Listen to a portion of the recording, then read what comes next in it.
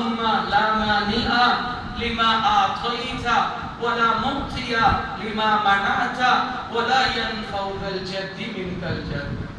ترجمہ کیا ہے؟ لا الہ الا اللہ، اللہ کے سوا عبادت کے لائق کوئی نہیں ہے. لا الہ الا اللہ وحدہ لا شریک لہ، وہ اکیلا ہے، اس کا کوئی شریک نہیں ہے.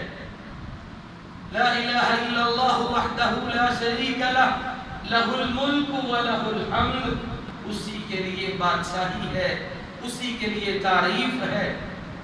وَهُوَ عَلَى كُلِّ شَيْءٍ قَدِيرٌ، اور وہ ہر چیز پر قدرت رکھنے والا ہے.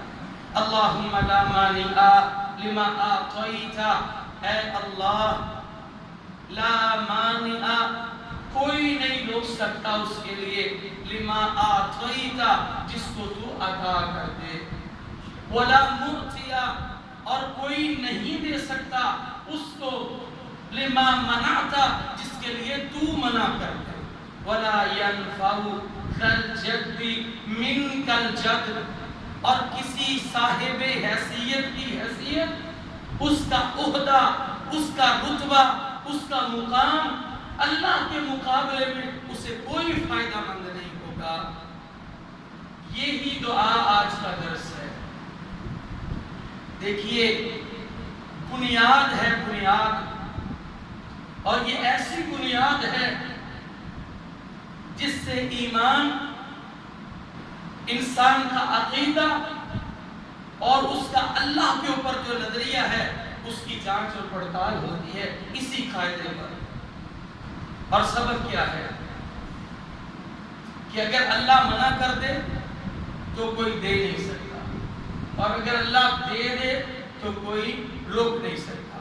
اللہ کے فیصلوں میں کسی عہدیدار کا عہدہ، کسی کی حیثیت کوئی زور آور نہیں ہے.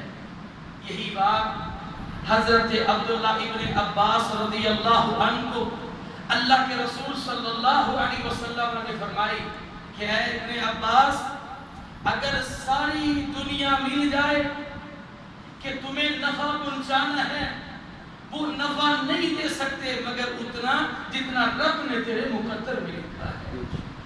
اور ساری دنیا مل جائے کہ عبداللہ ابن عباس کہ تجھے نقصان دے، ساری کائنات مل جائے، وہ تمہیں نقصان نہیں دے سکتے مگر اتنا جتنا رب نے تیرے مقدر میں لکھا ہے.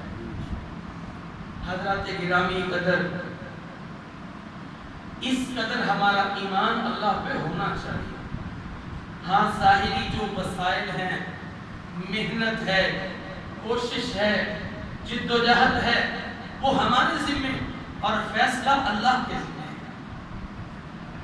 اب دیکھیے اگر اللہ کسی چیز کو روک دے تو ساری دنیا مل جائے اسے کوئی دے نہیں سکتا، اور اگر اللہ روک دے دے نہیں سکتا، اللہ دے دے روک نہیں سکتا. سورہ الملک ہے، آپ میں سے بہت سارے بھائی رات کو سونے سے پہلے اس کی تلاوت کرتے ہیں، اگر نہیں کرتے تو کیا کریں. نبی صلی اللہ علیہ وسلم نے فرمایا قرآن مجید کی 30 آیات ہیں، اپنے پڑھنے والے کے لیے شفاعت کریں گی، اور دوسری حدیث میں فرمایا کہ اس قدر شفاعت کریں گی تکرار کے ساتھ، یہاں تک کہ اس کے پڑھنے والے کو بخش دیا جائے گا. تو رات کو یہ قرآن کی آیات سورت پڑھنا تو سمجھ کے پڑھنا، کیوں